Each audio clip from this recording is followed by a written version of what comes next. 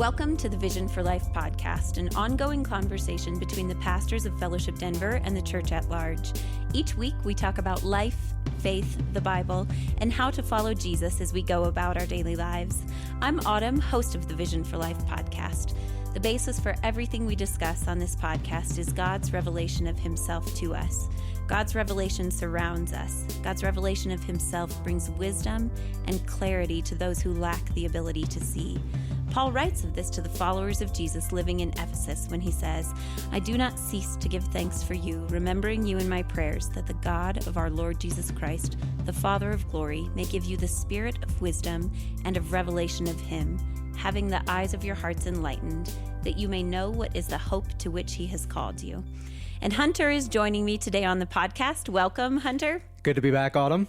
Glad to have you. You had a 1-week hiatus, but I'm glad that here we are again, ready to discuss more about the me story and the beyond me story. For several weeks here on the Vision for Life podcast, we're working our way through a series of conversations that have to do with living all of life within the bigger story of the gospel. And we're calling that bigger story the beyond me story, which is in contrast to the me story. So fill us in, bring us up to speed. What is the me story and the beyond me story? Well, just in case some of our listeners or myself have forgotten during the hiatus, the me story is the way that we normally look at life.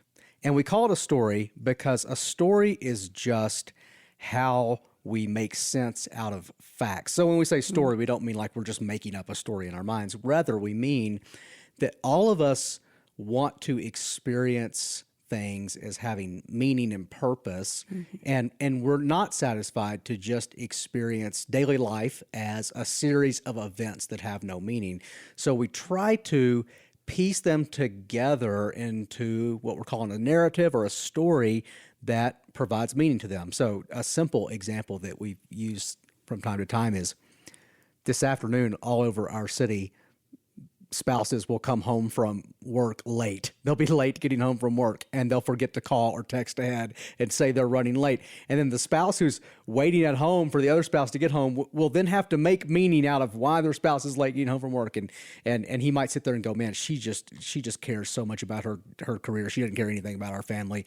Or she might be saying, man, he is probably gotten into something at work that has really stressed him out, and I'm going to have to be ready to help him. And when he gets home, those are just two completely different ways of making sense out of the same fact, which is they're late getting home from work. So the point is, even with simple daily facts and experiences, we don't just experience them as events, but we always try to make some meaning out of them. And that meaning that we make is the story that we tell ourselves. What is the significance of calling it the me story? The big story that most modern Americans live is a story of becoming my best self or my true self or my ideal self. So we then tend to experience all the different events, circumstances, and ingredients of our lives as good or bad based on how well they are helping me become the best version of me. So this is the story we use to evaluate how our marriage is doing. For example, we might say, well, in this relationship, Am I really growing as a person? And that's the me story right there. Am I really developing as a person? And typically it's also in reference to how I perceive that I should be growing. So it's kind of like, am I living up to my own standard, or am I fulfilling my own vision of my best self that I got from looking within myself? So we'll evaluate a marriage like that. We'll evaluate a church like that. We'll say, is this church helping me become the best version of me? So the me story has to do with a sort of growth, personal development, a finding of oneself, and a sort of self-fulfillment that we seek in our various areas of life. So in relationships, in work, in church.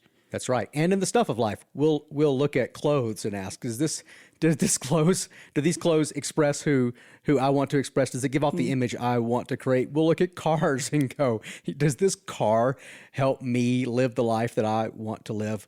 One of my favorite examples of this is we have a guy on our staff named Michael Goldstein, who is our student minister, and he drives a Toyota 4Runner, and Michael just is totally living into the Toyota 4Runner story as an expression of his best self. So he'll have a picture of him, his two girls, his dog, and his bike, and his 4Runner, and he's like, "This is my life." And I'm like, "Yeah, that's kind of the story you want to live," and the 4Runner is a central part of it. If Michael drove a sedan, his whole sense of self would fall apart. Ooh, what an experiment.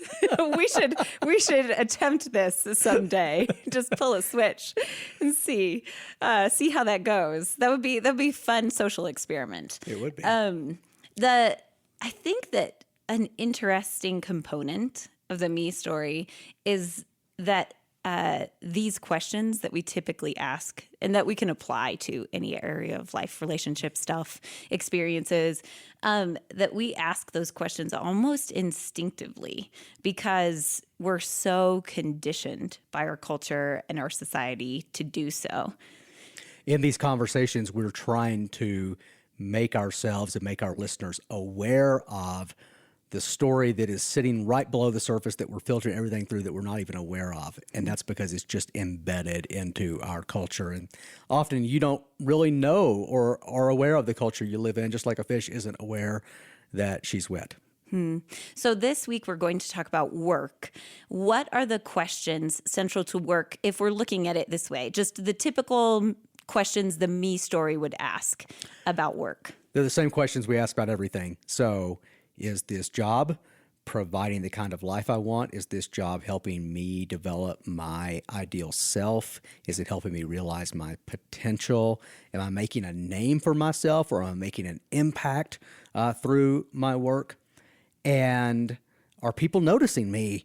Am I getting the reputation and the notoriety that I hope to get through my work? These are some of the questions that we'll tend to ask when we're looking at it through the me story. Some of those questions, like, am I becoming my ideal self, for instance? When I think about that question, I think, though, that sometimes that's indicative of what we commonly call a growth mindset, like being developed. Am I growing? Am I, in some sense, progressing? So that might be in a personal way, might be progressing in maturity, progressing in ability to handle failure. So it seems like when I just listen to you run through those questions, that perhaps not all of those questions are bad. That's right. And we are not saying that the me story asks bad questions. So that's a really important distinction that we need to make. The me story is not asking bad questions necessarily. It's only asking certain questions and only seeing certain things. So the way a story works is it tends to really help you see some things clearly and maybe not see other things so clearly. So just to the what you were just talking about with the growth mindset, the me story does ask questions of growth mindset. Is this job helping me grow? Is it helping me develop as a person? So those are great questions. That's indicative of a person who wants to get better throughout their life. We would endorse that, right? Mm-hmm. But it might not see certain ways that a job is helping you grow because it kind of doesn't fit into the way the me story defines growth. So there could be ways that you're growing through your work, or you have potential to grow and develop through your work, that the me story is not going to help you see. So that's what we want to elaborate on today. Okay, so the me story is, once again, we talked about this a couple of times over, well, not last week because you weren't here, but prior to that, we acknowledged that the me story is limited, and we're calling it the me story, I'm assuming, because we center ourselves in that story. And so the questions that we ask about work may not all be bad, but they are limited. It's a great distinction. Not bad, limited. not bad, limited. And that's what we need to drill in over and over and over again. There's aspects of the me story and the questions that it asks that are good questions for us to be asking. We're saying there is a story beyond me and beyond what the me story asked that's also significant, but we tend to not see it. And because we don't see it, we actually miss out on a lot of the meaning and purpose of all the simple ingredients of life that God's given us to live. So what is the beyond me story then of work? How does the bigger story of the gospel help change those questions, or maybe help us see beyond what the limited me story asks, or help us see beyond what limited answers are offered within the me story? Well, I want to take us to Scripture, and there's a couple of places in the New Testament where Paul writes to people in their employment or in their work condition, and he just starts to hint at a story that even they did not imagine that they were living, and that we certainly, with our me story mindset, don't imagine that we're living. And one of those places is in Ephesians chapter 6, verse 5 through 9. And another place very similar where Paul has this, basically says the same thing and applies the same theology, is in Colossians chapter 3, the end of Colossians chapter 3. In both cases, he's writing to bondservants and masters. Some of the old translations would even translate bondservants as slaves. But bondservant is a good translation. Their kind of bond service was not anything like what American chattel slavery was. So bondservant is probably the better translation. It was a condition in which someone was pledged for a period of time to be an indentured servant, basically, to a master. Slaves or bondservants in Roman society typically had rights that slaves in American society did not have. They could also sometimes purchase their freedom or work a certain amount of time, and their term of bond service would expire. So in this way, it's very different than American slavery. And even, so you're not saying necessarily, you're not weighing in on whether bond service was good or bad or a just institution or not. I'm not, and I'm not weighing in on it because Paul isn't weighing in on whether it's just or not. Our listeners should know these passages were used at times by some in American history to justify the institution of slavery, and yet others would also point out, no, it's not the same thing. So there's been some controversy around these passages, but Paul is not commenting on the justice or injustice of the institution, and I think the reason he's not commenting on that is because he's trying to help the people he's writing to know how to get up and go to work tomorrow. Mm-hmm. And realizing that whether the institution and the structures within which they're working are just or unjust, tomorrow they're going to get up and have to go to work. So it'd be the same if he was writing to workers today without commenting on the American labor system and whether it's fair or not fair to workers, but he's just giving advice. And I think it's also important to notice he's not just writing to the bondservants, but he's also writing to the masters as well.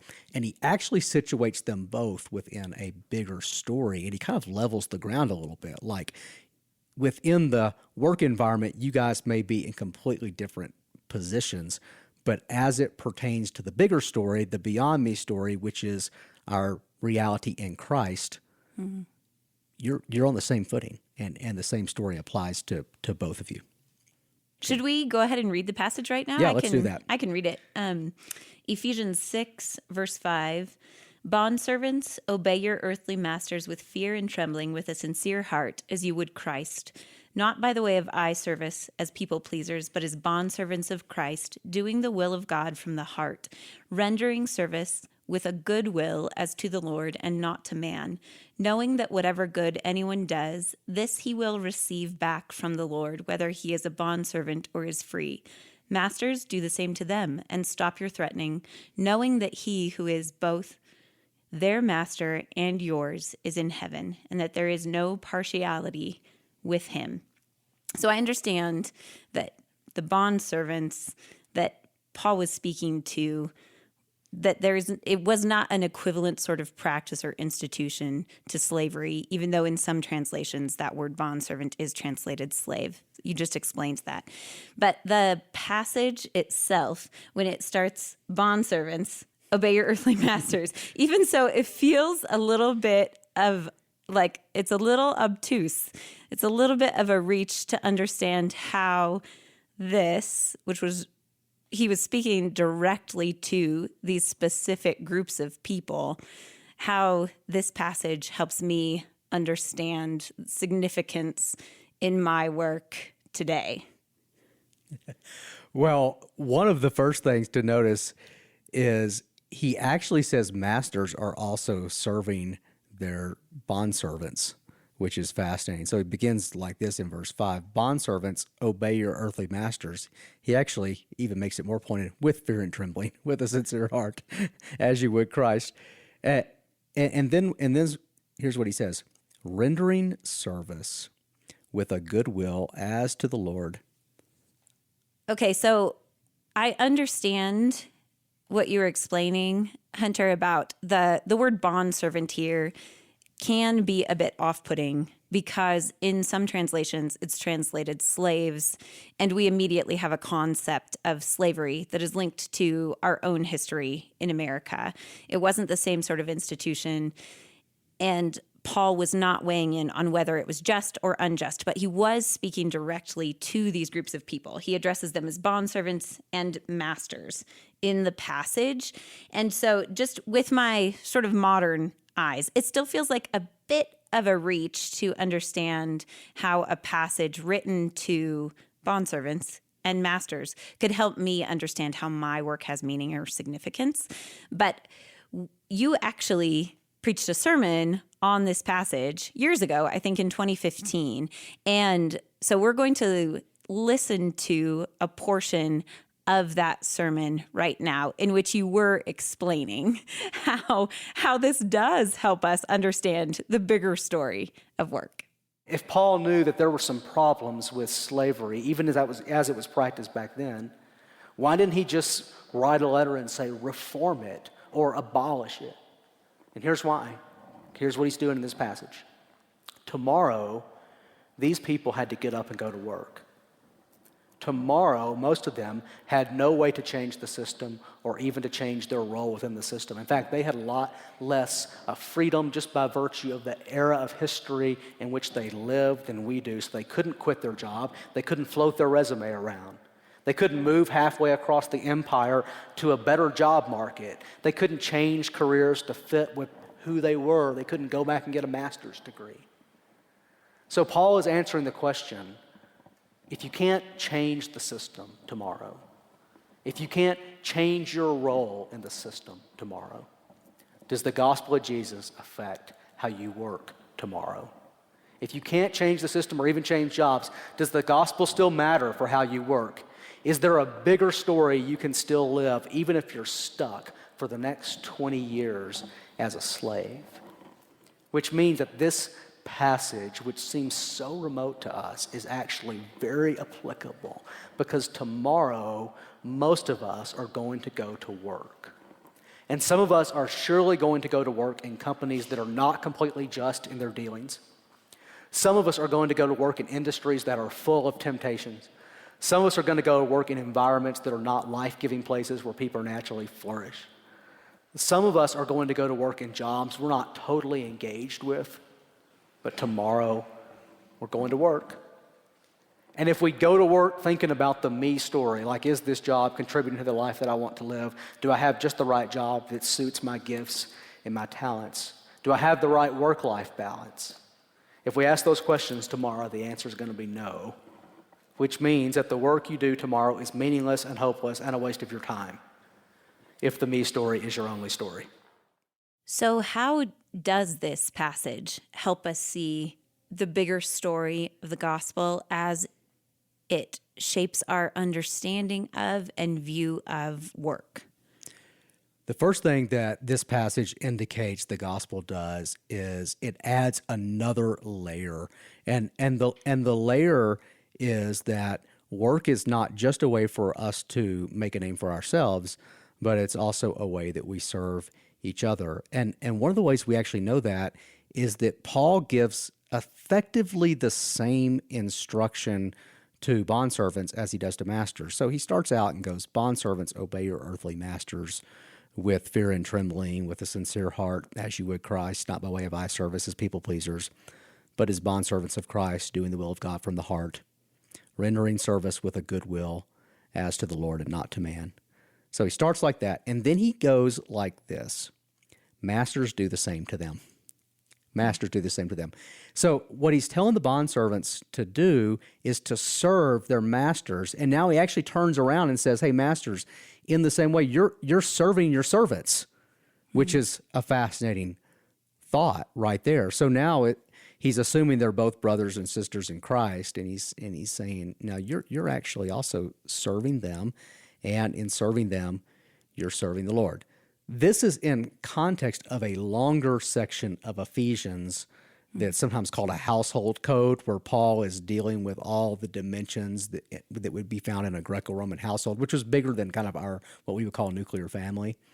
And he goes all the way back up to husbands and wives, and he has the classic verse, "Wives, submit to your own husbands." And then he turns around and says, "Husbands, love your wives as Christ loved the church and gave himself up for her." So what is that? That is effectively submitting to her needs and giving yourself to serve her needs. And so there is this concept of reciprocal serving of others' needs that happens in all relationships, kind of regardless of hierarchy or anything like that.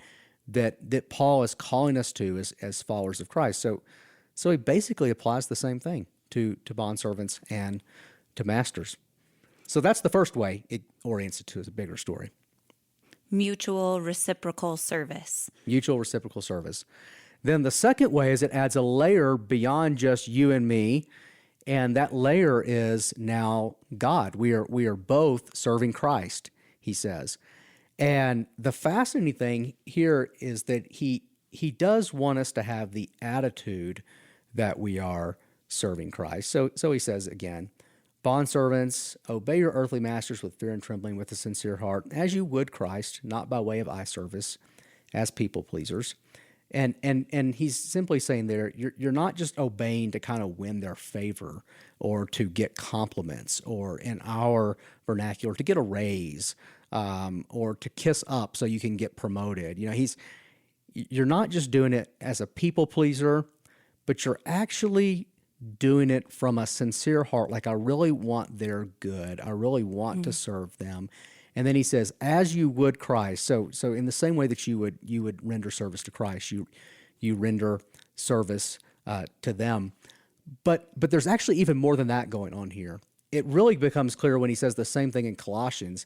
He says to the Colossians, you are serving the Lord Christ. He says here in Ephesians, you will receive back from the Lord. You are serving the Lord Christ. And that term "are" denotes reality. And reality is something that is true whether we know it's true or not, like gravity. Even if we don't understand it, it's true. We're submitted to it. It's a reality. And Paul is saying here that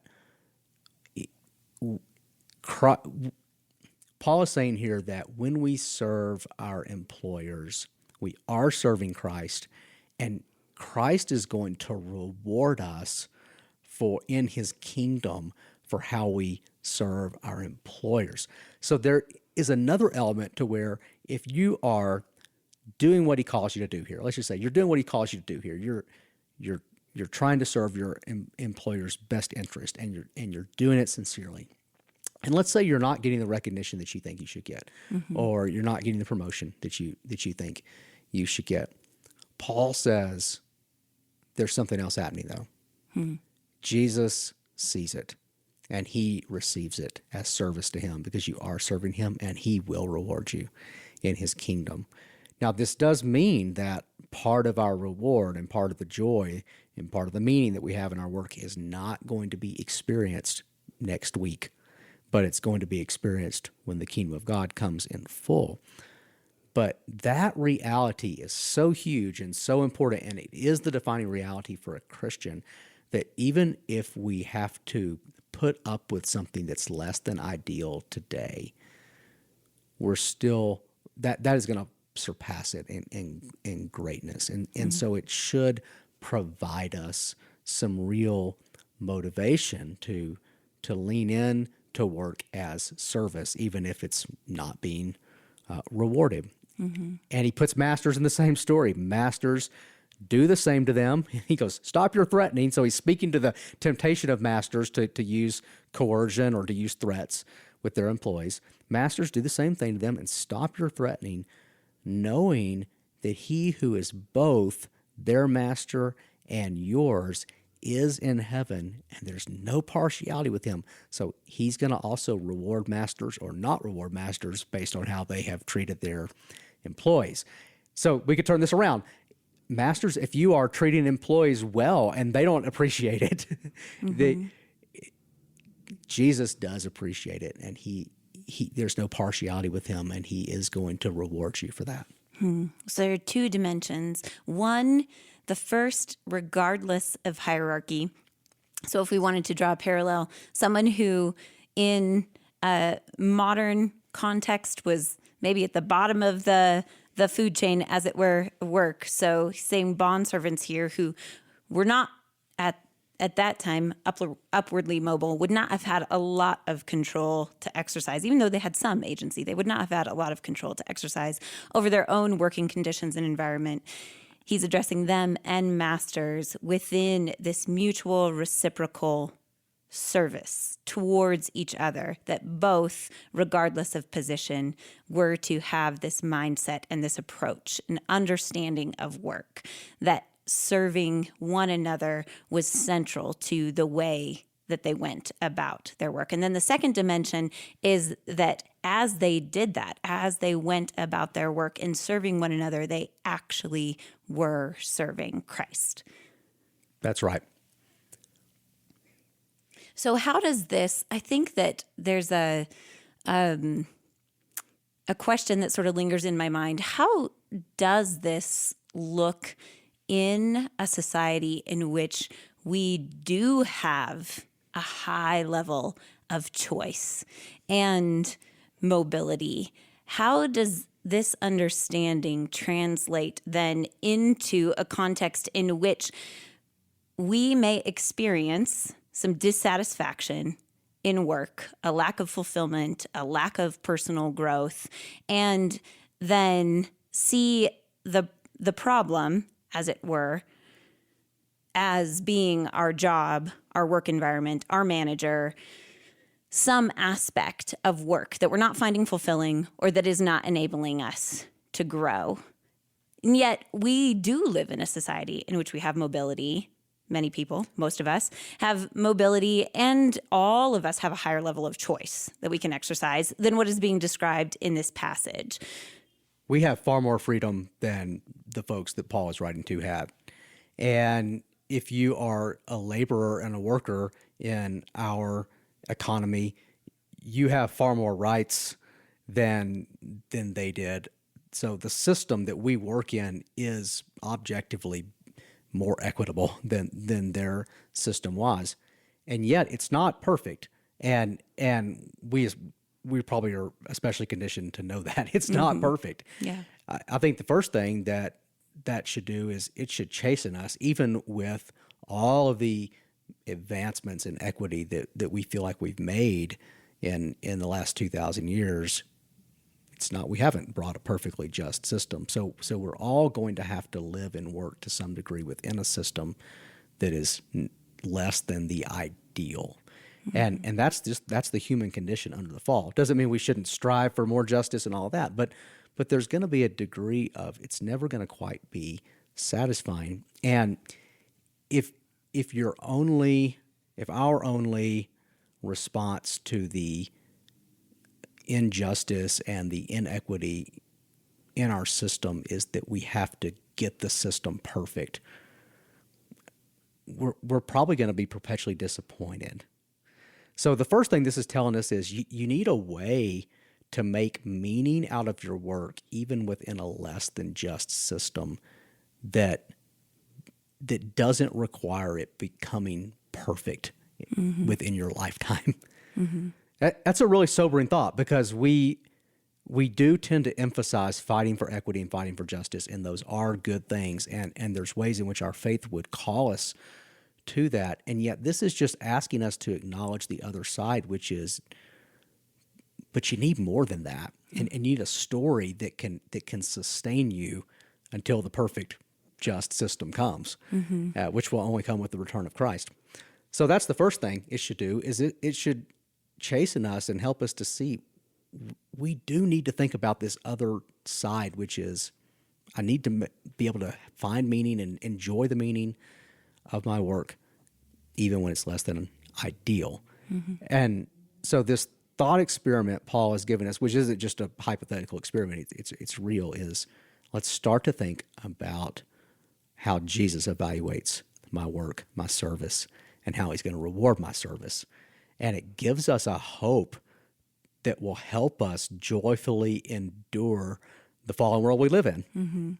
It gives us a hope that changes how we go about our work, whatever work it is that we're doing. When we understand that the way in which we go about our work can actually reflect that bigger story, when we see it as an opportunity to serve someone in a way that is actually offering it up as service to that person and to Christ. And I think that could have a second effect. And that effect is not that we just stay in jobs forever that are, not ideal. When we do have other options, and many of us will face this.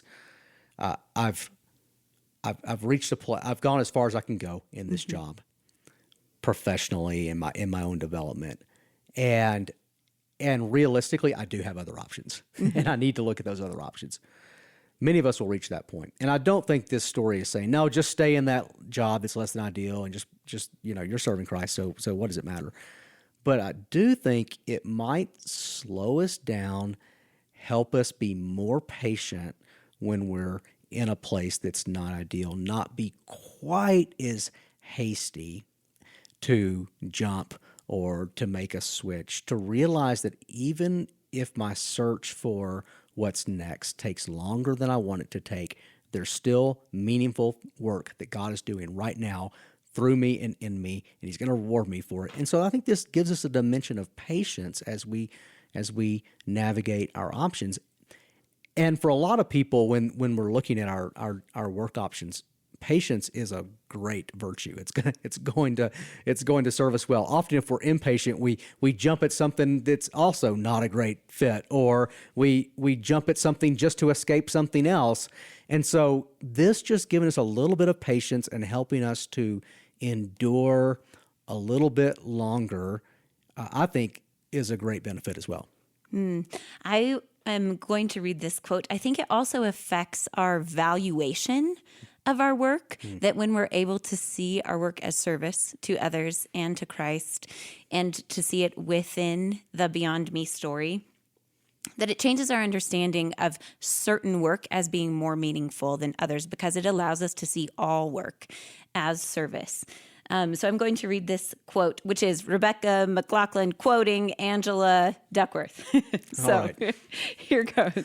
You're quoting a quote of a quote. I am. If we put our hearts into our work and see it as a calling that resonates with our values, and that's not to say a calling that is this is my commentary. That's not to say a calling that is a big, direct voice from God, simply as the fact that when we work, how we work, we see it as service to Christ. That sort of calling that resonates with our values, connects us to people, and fits within a larger vision. That's the Beyond Me story. We experience joy. University of Pennsylvania psychology professor Angela Duckworth tells a parable to illustrate this. 3 bricklayers are asked, "What are you doing?" The first says, "I am laying bricks." The second says, "I am building a church." The third says, "I am building the house of God."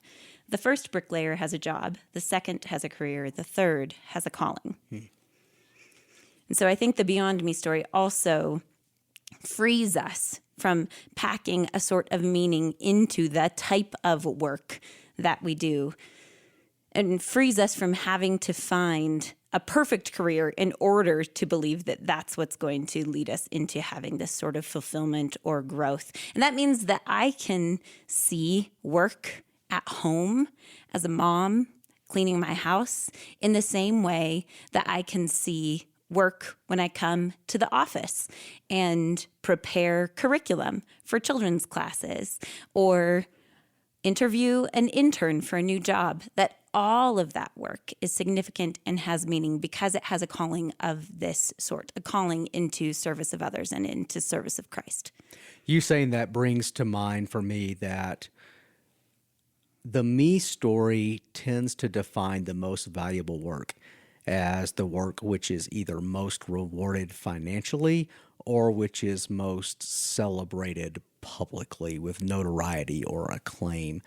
And what the Beyond Me story tells us is that there is all kinds of work which may not be the highest paying work and may not be the most publicly lauded work, which is incredibly meaningful within God's story. So if we're just asking what practical difference does this make, I think this makes us realistic about the imperfect systems in which we work and helps us have joy even in the midst of imperfection.